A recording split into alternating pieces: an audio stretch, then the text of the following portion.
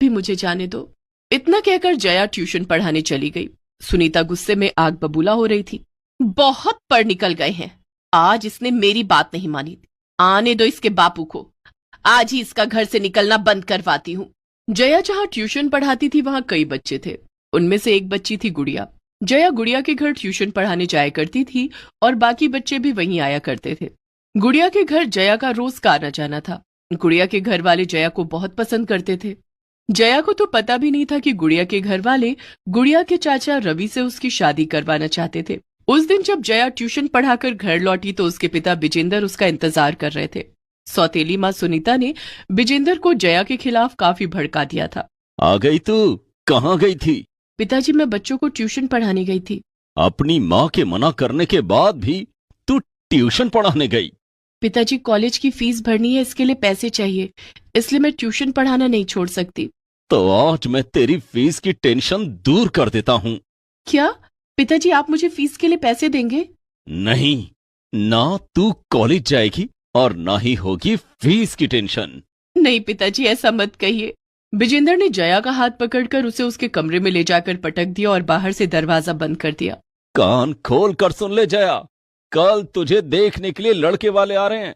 अब तो इस कमरे से तभी बाहर कदम रखेगी, अब इस घर से तेरी डोली ही उठेगी। जया रात भर रोती रही और अपनी माँ को याद करती रही। माँ तुम मुझे छोड़कर क्यों चली गई? मुझे भी अपने साथ क्यों नहीं ले गई? पिताजी तो मेरी एक नहीं सुनते, घर में कोई मुझे प्यार नहीं करता। जया रोते रोते सो गई। किसी ने उसे खाने के लिए भी नहीं पूछा। दूसरे दिन सुनीता ने जया के कमरे का दरवाजा खोला और उससे कहा, जया, लड़के वाले आते ही होंगे, तू जल्दी से तैयार हो जा।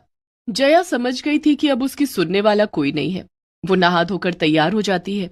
कुछ देर के बाद लड़के वाले आ जाते हैं। जया जब लड़के वालों के सामने आई तो हैरान रह गई। लड़के वाले कोई और नहीं बल्कि उसकी स्टूडेंट गुड़िया के माता पिता थे, जो गुड़िया के चाचा रवि के लिए जया का हाथ मांगने आए थे। लड़के वालों ने जया को पसंद कर लिया। जया को भी गुड़िया के परिवार वाले बहुत पसंद थे, इसलिए जया ने खुशी खुशी शादी के लिए हाँ कह दिया। कुछ दिनों के बाद जया की शादी रवि के साथ हो जाती है। शादी के दूसरे दिन जया सुबह 5 बजे उठ जाती है। अरे जया, इतनी सुबह क्यों उठ गई? अभी तो सुबह के 5 बजे हैं। भाभी, घर का काम भी तो करना होगा ना, सबके लिए चाय नाश्ता बनाना होगा। जया, यहाँ सब लोग सुबह 8 बजे उठते हैं और चाय नाश्ता उसके बाद ही होता है। और घर की साफ सफाई, उसके लिए हमने काम वाली रखी हुई है। तुम जाओ, जाकर सो जाओ।